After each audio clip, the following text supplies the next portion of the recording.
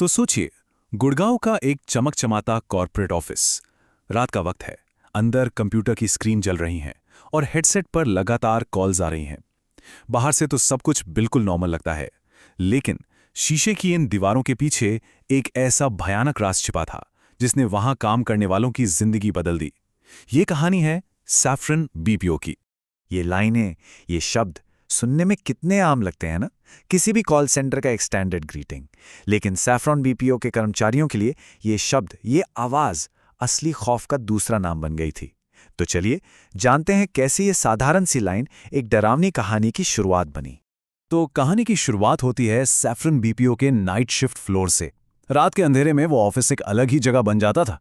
बाहर सब शांत और अंदर बस कीबोर्ड की टिक टिक और थके हुए एजेंट्स की आवाजें। यहीं पर काम करते थे हमारे इस कहानी के नैरेटर और उनके दोस्त समर, और उनके ठीक बगल वाली सीट पर बैठती थी रोज। अब रोज की बात करें तो वो एक परफेक्ट एम्प्लॉय थी। एकदम टाइम पर आती, हमेशा अपना टारगेट पूरा करती, मतलब स्टार परफॉर्मर। लेकिन वो किसी से ज्यादा बात नहीं करती थी, एकदम शांत, अपने में ही रहती थी। अगर कोई उसे हाय भी बोलता तो बस एक हल्की सी मुस्कान देती और वापस अपनी स्क्रीन पर देखने लगती। उसकी यही खामोशी उसे सबसे अलग और कह सकते हैं रहस्यमयी बनाती थी। कई महीनों तक सब कुछ ऐसे ही चलता रहा। रोज अपना काम करती, बाकी लोग अपनी नाइट शिफ्ट की नींद से लड़ते। सब कुछ एकदम नॉर्मल था।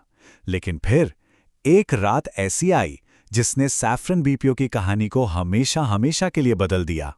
उस रात करीब 12:30 बजे रोज के डेस्क पर एक कॉल आई। उसने अपना हेडसेट लगाया और बात करने लगी। लेकिन ये कॉल कुछ अजीब थी। आमतौर पर कॉल्स कितनी देर चलती हैं? 10 मिनट, 15 मिनट। पर रोज की ये कॉल घंटों तक चलती रही और वो बस धीरे धीरे फुसफुसाई जा रही थी। जब बहुत देर हो गई तो टीम लीडर को चिंता हुई। उन्होंने सोचा शायद कस्टमर परेशान कर रहा है, तो उसकी सेफ्टी के लिए उन्होंने कॉल को टैप किया, मतलब सुनने की कोशिश की। और जैसे ही उन्होंने कॉल सुनी, उनके होश उड़ गए। पता है क्यों? क्योंकि रोज हवा से बातें कर रही थी। लाइन के दूसरी तरफ पूरी तरह सन्नाटा था, कोई था ही नहीं। और बस जैसे ही रोज को यह महसूस हुआ कि उसकी कॉल कोई सुन रहा है, उसने खटाक से फोन काट दिया। फिर उसने पलटकर पूरी टीम को ऐसी गुस्से भरी नजरों से देखा कि सब के सब सहम गए। उसने एक शब्द भी नहीं कहा, बस अपना बैग उठाया और ऑफिस से बाहर निकल गई। ये ऑफिस में उसका आखिरी दिन था। अब हुआ ये कि रोज को गए 3 दिन हो गए, पर उसका कोई अता पता नहीं था। उसका फोन भी बंद आ रहा था। तो कंपनी को थोड़ी चिंता हुई कि भाई सब ठीक तो है, कहीं वो किसी मुसीबत में तो नहीं। तो उन्होंने फैसला किया कि उसके दिए हुए एड्रेस पर जाकर पता किया जाए। ऑफिस में सबके मन में यही सवाल था। रोज कोई सपना तो थी नहीं। वो हर रोज आती थी, अपनी कुर्सी पर बैठती थी, काम करती थी। तो फिर वो ऐसे अचानक गायब कैसे हो सकती थी? और जब टीम लीडर उसके दिए हुए पते पर पहुंचे तो उन्हें जो जवाब मिला वो किसी की भी कल्पना से कहीं ज्यादा डरावना था। उस पते पर उन्हें रोज के माता पिता मिले। जब उन्होंने रोज के बारे में पूछा तो उसके माता पिता ने जो बताया वो सुनकर किसी के भी रोंगटे खड़े हो जाएं। उन्होंने कहा, हमारी बेटी रोज, उसकी तो 8 साल पहले ही मौत हो चुकी है। ये खबर ऑफिस में जंगल की आग की तरह फैल गई। उस रात फ्लोर पर एक अजीब, डरावनी खामोशी थी। सोचिए जरा, अगर रोज 8 साल से इस दुनिया में थी ही नहीं, तो फिर वो कौन थी जो हर रात उनके बगल में बैठकर काम कर रही थी? इस एक सवाल ने ऑफिस का पूरा माहौल बदल दिया और यहीं से शुरू हुआ अजीब और डरावनी घटनाओं का सिलसिला। अब चीजें एक एक करके और बिगड़ने लगी। कभी खाली कॉरिडोर में किसी के चलने की आहट आती। एक बार तो एक एजेंट ने दावा किया कि उसने वॉशरूम के शीशे में रोज को देखा, खून जैसी लाल आंखों के साथ। कभी पैंट्री की लाइट अपने आप जल जाती। और सबसे अजीब, एक रात सीसीटीवी में एक परछाई दिखी जो धीरे धीरे इंसान के आकार में बदल रही थी। हद तो तब हो गई जब रोज का पुराना कंप्यूटर अपने आप उसकी आईडी से लॉगिन हो गया।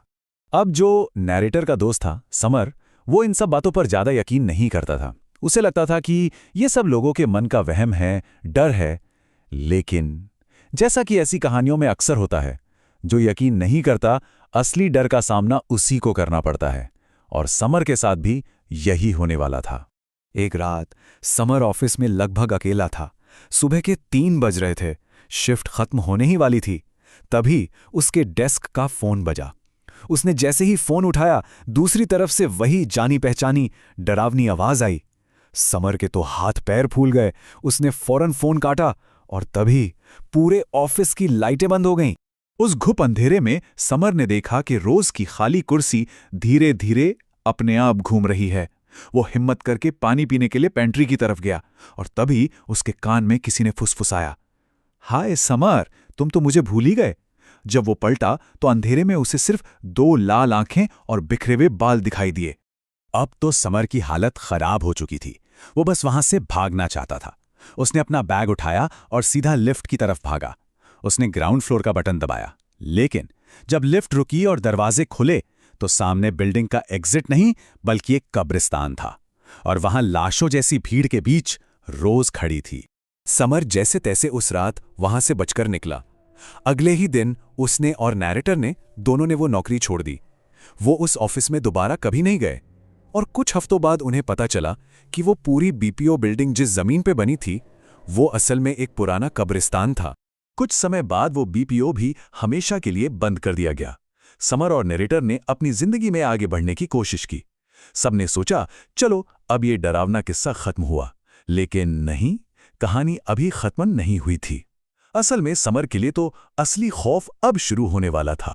महीने बीत गए। समर ने एक नई नौकरी शुरू कर ली थी और सब कुछ धीरे धीरे नॉर्मल हो रहा था।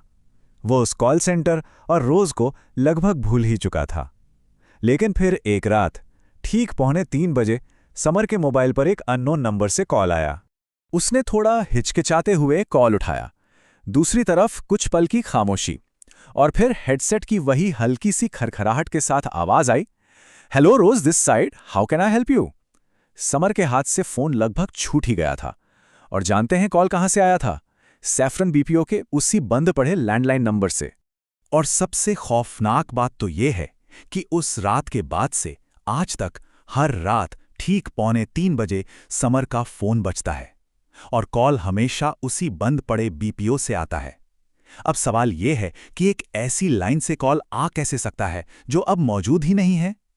ये एक ऐसा सवाल है जिसका कोई जवाब नहीं है और एक ऐसा खौफ है जो शायद कभी खत्म नहीं होगा।